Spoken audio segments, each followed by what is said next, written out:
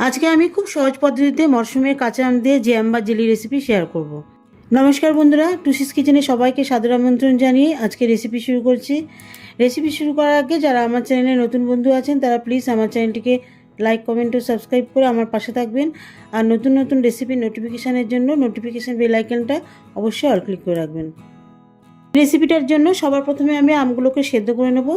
এর জন্য কড়াইয়ে পর্যাপ্ত পরিমাণে জল দিয়ে দিচ্ছি। জল দিয়ে দেওয়ার পরে 3টে আম দিয়ে দেবো সেদ্ধ হওয়ার জন্য। আমগুলি যতক্ষণ না সেদ্ধ হবে ফোটাতে থাকবো।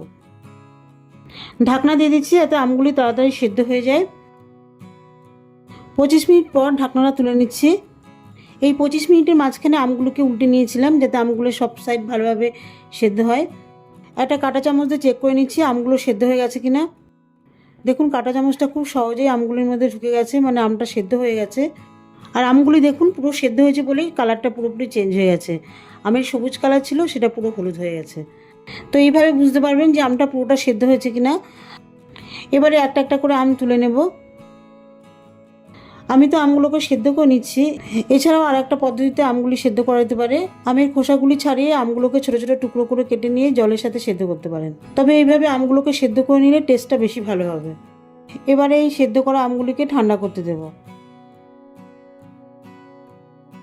এবারে সেদ্ধ করা আমগুলির খোসা ছাড়িয়ে একটা বড় ছাঁকনির মধ্যে ঘষে ঘষে আমের পাল্পটা বার করে নেব।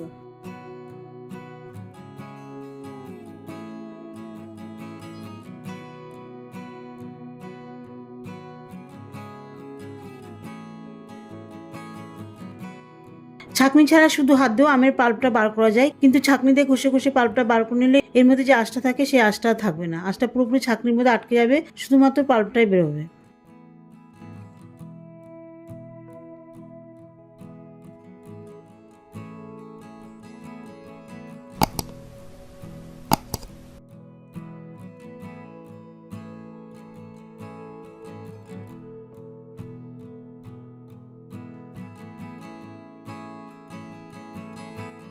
যাই হোক, 3টে আমকে ঘষে ঘষে শাঁস বার করে নিয়েছি। এবারে বাকি রান্নাটা করব। কড়াইয়ে 1 গ্লাস মতন জল দিয়ে দিচ্ছি।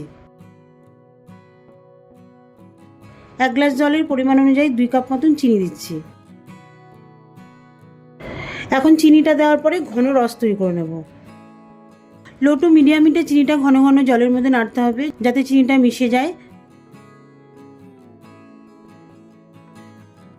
চিনিটা জলের মধ্যে ভালো করে মিশে গেলে জাল দিতে থাকবো যতক্ষণ না ঘন রস তৈরি হয়। দেখুন ফুটতে ফুটতে ঘন রস তৈরি হয়েছে, অনেকটা মিষ্টি শিরার মতন। রসটা বেশ আঠা আঠা হয়েছে। এখন আমের পাল্পটা দিয়ে দেবো।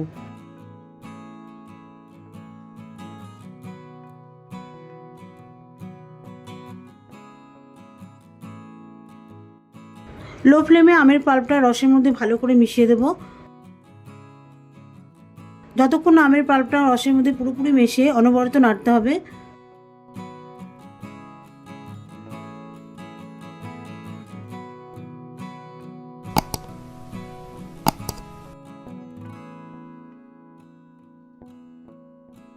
লো ফ্লেমে 5 মিনিট মতন জাল দেওয়ার পরে আমের পাল্পটা দেখুন আঠা আঠা জেলির মতন হয়েছে।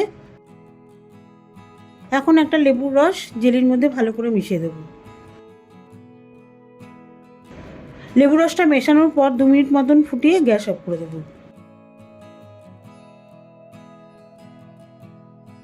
ব্যাস তৈরি হয়ে গেল আমের জ্যাম বা জেলি। এটাকে একটা কাঁচের শিশির মধ্যে রেখে ফ্রিজে রেখে অনেক দিন খেতে পারবেন। আমি একটা কাঁচের বোলের মধ্যে পরিবেশন করে দেখাচ্ছি। দেখুন কত সুন্দর হয়েছে। এটাকে আপনি পাউরুটির সাথে বা রুটির সাথে খাবেন, অসাধারণ লাগবে। তো বন্ধুরা, রেসিপিটা যদি ভালো লাগে তাহলে আমার চ্যানেলটিকে লাইক, কমেন্ট ও সাবস্ক্রাইব করে আমার পাশে থাকবেন।